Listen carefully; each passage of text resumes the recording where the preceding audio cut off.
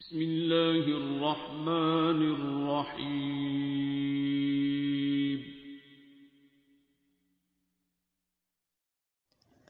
السلام علیکم ورحمۃ اللہ وبرکاتہ۔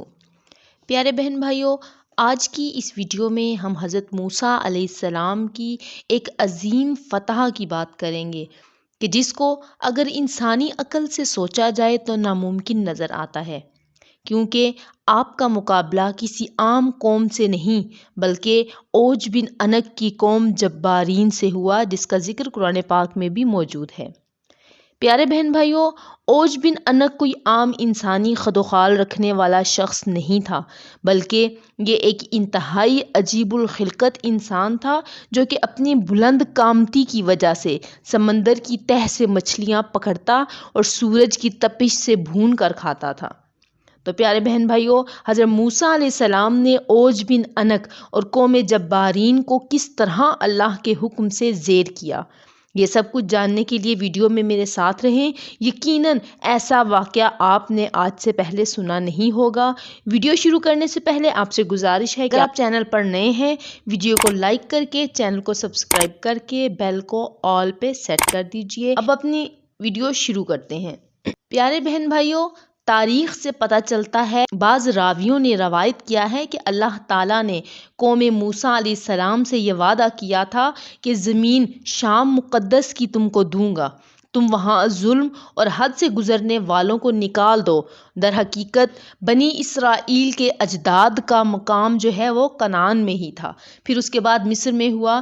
بعد اس کے اللہ تعالیٰ نے حکم کیا کہ تمام ملک شام میں خدا کے دشمنوں سے جہاد کرو، اور حضرت موسیٰ علیہ السلام نے ان کے ساتھ یعنی اپنی قوم کے ساتھ فتح کا وعدہ کیا تھا، اور وہی بھی نازل ہوئی کہ اے موسیٰ علیہ السلام، 12 آدمی سردار یعنی 12 سردار اپنی قوم سے بنی اسرائیل کے نقیب کرو، اور ہر ایک گروہ اپنے سردار کے تابع رہے اور ہماری رضا پر راضی رہیں۔ تو ان سے ایک بات کہہ دینا کہ ان کا سردار، ان کا نقیب جو کچھ ان پر حکم کرے وہ اس پر ضرور عمل کریں، جیسا کہ اللہ پاک نے قرآن پاک میں بھی ارشاد فرمایا ہے، وَبَعَثْنَا مِنْهُمْ 12 نَقِيبًا، ترجمہ، اور اٹھائے ہم نے ان میں سے 12 سردار۔ پیارے بہن بھائیو، حضرت موسیٰ علیہ السلام اپنے ان 12 نقیبوں کو ساتھ لے کر جب کنعان گئے تو اپنے نقیبوں کو شام کے اطراف میں بھیجا تاکہ ان پر ظالم اور جابر لوگوں کا حال معلوم کریں۔ جب وہ لوگ وہاں سے کچھ حالات معلوم کرنے گئے تو وہاں ایک بہت بڑے قد و قامت والا انسان بھی دیکھا۔ تو پیارے بہن بھائیو، یہاں پہ میں اوج بن عنق کا ذکر کروں گی، اسی کے بارے میں بات ہو رہی ہے کہ ایک بہت بڑے قد و قامت والا انسان تھا جو سمندر کی تہ میں مچھلی پکڑتا اور اپنی لمبائی کے سبب وہ سورج کی تپش سے بھون کر کھاتا تھا۔ پیارے بہن بھائیو، معراج النبوت میں لکھا ہے کہ حضرت نوح علیہ السلام کے طوفان سے یہی شخص بچا تھا، اور ایسا دراز قد تھا کہ سمندر کے پانی میں بھی ڈوب نہ سکتا تھا۔ اتنا بڑا لمبا نوجوان تھا اور اس کی عمر 3500 برس تھی۔ وہ شخص حضرت آدم علیہ السلام سے حضرت موسیٰ علیہ السلام کے زمانے تک زندہ رہا۔ اس کی ماں کا نام صفورہ تھا، وہ حضرت آدم علیہ السلام کی بیٹی تھی، اور اس کے باپ کا نام عنق تھا۔ اور معراج النبوت میں یہ بھی لکھا ہے کہ اس کے باپ کا نام سبحان تھا اور ماں کا نام عنق تھا۔ پس اوج بن عنق نے حضرت موسیٰ علیہ السلام کے 12 سرداروں کو دیکھ کر پوچھا، تم کہاں سے آئے ہو اور کہاں جاؤ گے؟ پھر ان سرداروں نے اپنا حال بیان کیا۔ اس کے بعد اوج بن عنق نے ان سب کو پکڑ کر اور اپنی ازار میں لے کر اپنی بیوی کو دکھانے کے لیے اپنے گھر لے گیا، اور اپنی بیوی سے کہا کہ دیکھو یہ سب میرے ساتھ لڑنے کو آئے ہیں۔ تو پیارے بہن بھائیوں، یہ کہہ کر اس نے زمین پر ان 12 نقیبوں کو رکھا اور چاہا کہ چونٹی کی طرح اپنے پاؤں سے مسل دے۔ اس وقت اس کی بیوی نے کہا کہ ان کو چھوڑ دو، یہ ضعیف و ناتواں ہیں، خود چلے جائیں گے، تجھ کو ان کو مارنے سے کیا فائدہ حاصل ہوگا؟ چنانچہ وہ نقیب حضرات جابروں کی کثرت اور حقیقت دریافت کر کے ڈر گئے اور اپنی جگہ واپس چلے گئے، اور آپس میں کہنے لگے، ان جابروں اور ظالموں کا حال جو ہم دیکھ آئے ہیں اپنی قوم سے نہ کہیں گے، کیونکہ وہ پہلے ہی بزدل ہیں، لڑائی اور جہاد کے نام سے بھاگ جائیں گے۔ لیکن ان لوگوں کا احوال حضرت موسیٰ علیہ السلام اور حضرت ہارون علیہ السلام سے ضرور کہنا چاہیے۔ تب حضرت موسیٰ علیہ السلام سے وہاں کا حال بیان کیا، نیز یہ بھی بیان کیا کہ وہاں کے پھل فروٹ بھی بہت بڑے بڑے ہیں، اگر ایک دانہ انار کا نکالیں تو آدمی سیر ہو جائے۔ اسی طرح انگور بھی بہت بڑا دیکھا کہ اگر ایک دانہ کھا لیں تو جی بھر جائے گا، دوسرا نہ کھایا جائے گا۔ اور پھل فروٹ جو وہاں سے لائے تھے وہ بھی حضرت موسیٰ علیہ السلام کو دکھائے۔ تو پیارے بہن بھائیوں، حضرت موسیٰ علیہ السلام ان سب کو دیکھ کر بہت ہی متعجب ہوئے۔ پس 10 نقیبوں نے عہد شکنی کر کے احوال وہاں جو کچھ بھی دیکھا تھا وہ تمام قوم سے بیان کر دیا، اور اوج بن انق کے ہاتھ گرفتار ہونے کا بھی اپنی قوم کو بتا دیا۔ لیکن 2 شخص یعنی حضرت یوشع اور کالوت نے عہد شکنی نہ کی۔ یہ خبر سن کر بنی اسرائیل نے چاہا کہ جہاد میں نہ جائیں، تو پھر حضرت موسیٰ علیہ السلام نے فرمایا کہ اے لوگو، تم مت گھبراؤ اور نہ جہاد سے بھاگنے کی کوشش کرو، کیونکہ میرے ساتھ اللہ تعالیٰ نے وعدہ نصرت فرمایا ہے کہ میں تمہیں ان کافروں پر فتح دوں گا۔ ادھر قوم نے حضرت موسیٰ علیہ السلام سے کہا، قولہ تعالی قالوا یا موسیٰ ان فیہا قوما جبارین، ترجمہ، بولی قوم اے موسیٰ وہاں پر ایک شخص ہے بڑی قد و قامت والا اور بہت بڑا زبردست ہے، ہم وہاں ہرگز نہ جائیں گے جب تک کہ وہ وہاں سے نکل نہ جائے۔ اللہ تعالیٰ کی نوازش تھی ان دونوں پر، وہ یوشع بن نون علیہ السلام اور کالوت بن قتادہ علیہ السلام تھے۔ وہ دونوں بزرگ نیک طبیعت کے تھے۔ ان 12 سرداروں میں بنی اسرائیل کے وہ دونوں حضرات موسیٰ علیہ السلام اور حضرت ہارون علیہ السلام کے بعد پیغمبر ہوئے۔ وہ دونوں بزرگ بولے کہ اے قوم بیٹھ جاؤ اور ان پر حملہ کرو دروازے سے، کیونکہ قوم جبارین نہایت قوی ہے اور خدا تم کو فتح دے گا، اور حضرت موسیٰ علیہ السلام نے تم سے فتح کا وعدہ کیا ہے، اور خدا ان کو ضرور ہلاک کرے گا جیسا کہ فرعون کو ہلاک کیا، اور تم لوگ تو اللہ پر یقین رکھتے ہو، پھر کیوں نہیں اس پر بھروسہ کرتے؟ اس پر بھی وہ لوگ کہنے لگے کہ ہم ہرگز نہ جائیں گے ساری عمر جب تک کہ وہاں وہ رہیں گے، یعنی وہ بلند قامت والا شخص یا اس جیسے اور شخص اس جگہ سے پر جب تک رہیں گے تب تک ہم وہاں نہیں جائیں گے۔ اے موسیٰ علیہ السلام، تو اور تیرا رب دونوں جا کر ان سے لڑو، ہم تو یہیں بیٹھے رہیں گے۔ پس حضرت موسیٰ علیہ السلام نے ان سے غصہ ہو کر اللہ تعالیٰ سے بد دعا کی۔ قولہ قال ربی انی لا املک، ترجمہ، بولے حضرت موسیٰ علیہ السلام، اے رب میرے اختیار میں نہیں میری جان اور میرا بھائی، سو تو جدا کر دے ہم میں سے اور بے حکم لوگوں میں۔ قصہ یہ ہے کہ اللہ تعالیٰ نے بنی اسرائیل سے فرمایا کہ جہاد کرو عمالقہ جبارین سے، ملک شام چھین لو، پھر ہمیشہ کے لیے وہ ملک تمہارا ہوگا۔ حضرت موسیٰ علیہ السلام نے ان سے کہا، قوم کے پاس ملک کی خوبی بیان کرنا اور قوت دشمن کی مت بیان کرنا۔ اس حکم پر صرف 2 شخص قائم رہے اور 10 اس پر باقی نہ رہے۔ پیارے بہن بھائیو، یہاں پہ بات ہو رہی ہے ان 12 نقیبوں کی جو کہ شام کے اطراف میں احوال معلوم کرنے گئے تھے۔ ان میں سے 2 حضرت یوشع بن نون اور کالوت بن قتادہ اپنے وعدے پر قائم رہے، باقی سب لوگ پھر گئے۔ قوم نے ان سے عمالقہ کا زور اور قوت سنا تو اپنی نامردی ظاہر کرنے لگے، اور انہوں نے یہ چاہا کہ ہم پھر لوٹ کر مصر چلے جائیں۔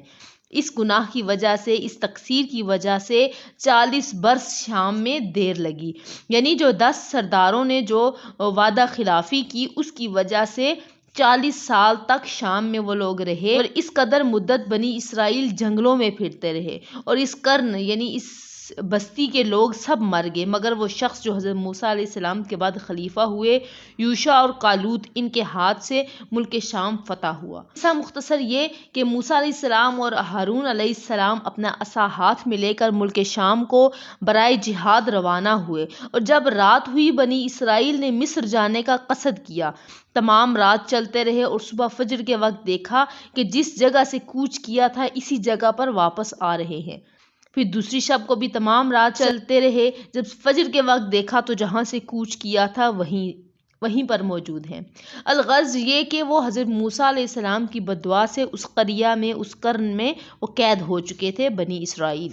وہ سمجھ گئے کہ یہ سب حضرت موسیٰ علیہ السلام کی بد دعا سے ہوا ہے، تو تب یوشع بن نون علیہ السلام نے ان سے کہا، اس میدان میں ٹھہر جاؤ اور صبر کرو، استغفار پڑھو، جب تک کہ موسیٰ علیہ السلام ملک شام فتح کر کے واپس نہ آ جائیں تب تک یہیں ٹھہرے رہو۔ پیارے بہن بھائیوں، اگر آپ نے حضرت یوشع بن نون علیہ السلام کے حالات زندگی کے بارے میں ویڈیو نہیں دیکھی تو اس کا لنک اس ویڈیو کی ڈسکرپشن میں موجود ہے، وہاں پہ جا کے آپ حضرت یوشع بن نون علیہ السلام کے بارے میں مکمل ویڈیو دیکھ سکتے ہیں۔ یہ بات سن کر بنی اسرائیل خدا پر توکل کر کے اسی جگہ رہے اور اسی جگہ کا نام طیہ ہے، جس جگہ پر یہ لوگ ٹھہرے رہے، اور اس میں 12 اسباط بنی اسرائیل اور 6 لاکھ آدمی حضرت موسیٰ علیہ السلام کی بددعا سے 40 برس تک محصور رہے اور وہاں سے نکل نہ سکے۔ یہ وہ لوگ تھے جنہوں نے ان 10 سرداروں کی سب تھی، ان کے گروہ تھے جنہوں نے جہاد میں جانے سے انکار کیا تھا، اور حضرت موسیٰ علیہ السلام کی بددعا سے وہ ایک مخصوص جگہ پر قید ہو گئے تھے۔ اب اس جگہ کی حیت بیان کی جا رہی ہے کہ اس کا عرض 18 کوس کا ہے۔